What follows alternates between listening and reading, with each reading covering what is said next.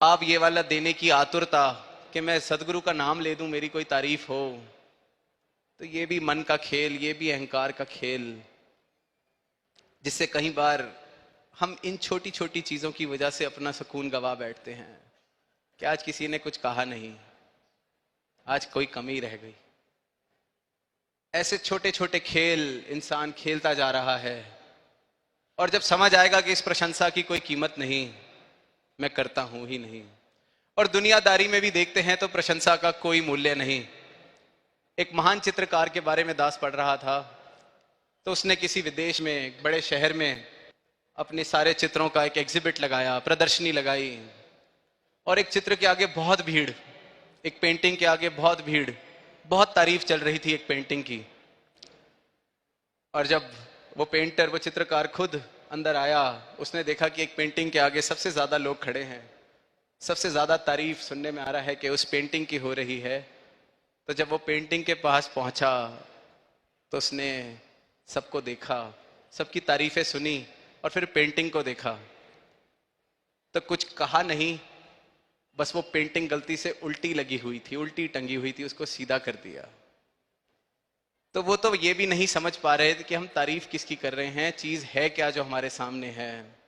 और इंसान इसी तारीफ के लिए अपना सुकून खोए बैठे जा रहा है, इसी प्रशंसा के लिए, इसी मान सम्मान के लिए। मान सम्मान दुनिया का, कि कितने हार मेरे गले में डाले गए जब मैं कहीं गया, कितने फूल मुझे पकड़ाए गए, कितने लोग मेरे स्वागत में खड़े थे। ऐसे ही किसी रैली से वापस आकर एक लीडर ने अपने करीबी दोस्त को बड़ी नाराजगी जाहिर की कि आज मजा नहीं आया रैली में जाकर। वो कहते क्यों? कहते आज बहुत कम हार डाले गए। कहते नहीं नहीं, 10-12 हार आपके गले में डाले, मैंने खुद देखा है। कहते 20 आदमियों को तो हार खरीद के मैंने दिए थे गले में डालने के लिए, उसमें से भी 10-12 ने ही गले में हार डाले, तो मजा नहीं आया।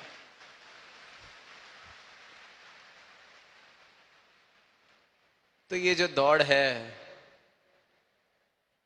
इस झूठी हस्ती को और बड़ा करने की, इस झूठी परछाई को और विशाल करने की,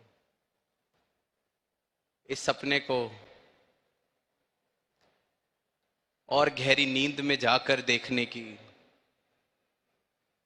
ये सिर्फ और सिर्फ सदगुरु का ब्रह्म ज्ञान जब जीवन में आता है, जब सच और झूठ की परिभाषा, सत्य क्या है ये समझ आता है, तो जीवन सुकून की यात्रा, और जीवन में हमारी यात्रा भी सुकून से होने लगती है। वो कोई एक्सटर्नल स्टिमुलस का वेट नहीं करती, किसी भारी कारण का वेट नहीं करती। इंतजार किसी भारी कारण का नहीं है सुकून में रहने के लिए। सुकून ये ऐसा बख्शते हैं कि सुकून मैं बनने लगता हूं। इनकी कृपा से ऐसा समर्पण मेरे जीवन में आता है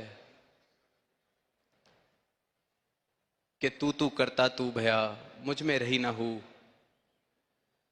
कि मैं हूं ये भाव भी जीवन से कब सहज में खत्म हो जाता है। अब तू ही तू, तेरी रजा ही सारी रजा है, मेरी रजा रहे ही ना। क्योंकि जब जब मेरी रजा को मैं बीच में लाया तो मैंने सुकून को अपने खोया। जो आपने मुझे देकर ही भेजा है इस धरती पर, मुझे वापस लौटाया, जिसको मैं खो बैठा था, मैं उसको फिर खो बैठता हूं जब अपनी मैं के साथ अपने आप को जोड़ने लगता हूं। इसलिए बार बार कहा जाता है कि भक्ति का फल भक्ति। ये भक्ति किसी साधन की तरह नहीं की जानी चाहिए कि किसी लक्ष्य को प्राप्त करना है इसलिए भक्ति की जा रही है, कोई धन संपत्ति प्राप्त करनी है इसलिए भक्ति की जा रही है। भक्ति का एकमात्र फल है, वो भक्ति खुद है। भक्ति खुद ही गंतव्य है, भक्ति कोई साधन नहीं। इसी राह पर इस परमात्मा से एकमिक हुआ जाएगा। और ये कृपा करते हैं कि एक एक संत इस परमात्मा से एकमिक होता है, अपने जीवन में ऐसे सुकून की अवस्था को प्राप्त करता है कि दुनिया में कोई उथल पुथल हो भी रही हो, आ भी रही हो, तो उसके भाव भी कुछ इस प्रकार हो जाते हैं कि आने दे तूफान अगर आता है तो खुदा खुद कश्ती का हाफिज है। मुमकिन है कि उठती लहरों में साहिल चलता आ जाए, कि तूफान अगर दुनिया के आएंगे भी तो मेरी कश्ती का तो हाफिज ये खुदा है, ये परमात्मा मेरा सदगुरु मेरी कश्ती को चला रहा है।